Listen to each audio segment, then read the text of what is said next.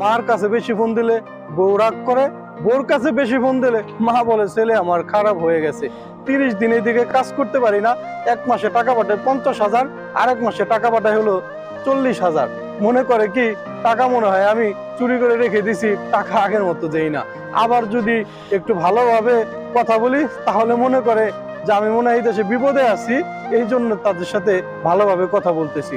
আবার যখন ব্যস্ততায় পড়ে যাই, কথাবার্তা ঠিক মতো বলতে পারি না, তখন বলে আমি খারাপ হয়ে গেছি, আমি আর আগের মতো ব্যবহার করি না, আগের মতো ফোনও করি না। ভাই কি করব, নিজের এই শরীরটা নিয়ে আর কোলাতে পারি না। সারাদিনের পরিশ্রম শেষে যখন নাকি বাসায় আসি, বাসায় আসার পরে আর শরীরটা থাকে না ভাই, ঘুমিয়ে পড়ি। আবার ঘুম পূর্ণ হওয়ার আগেই ডিউটির সময় হয়ে যায়, ডিউটিতে চলে যাই।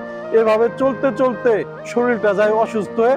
বাসার মানুষ মনে করে আমি মনে হয় এখানে খুব ভালো আছি। বিশ্বাস করেন ভাই, আমরা এই প্রবাসীরা কেউ ভালো নাই।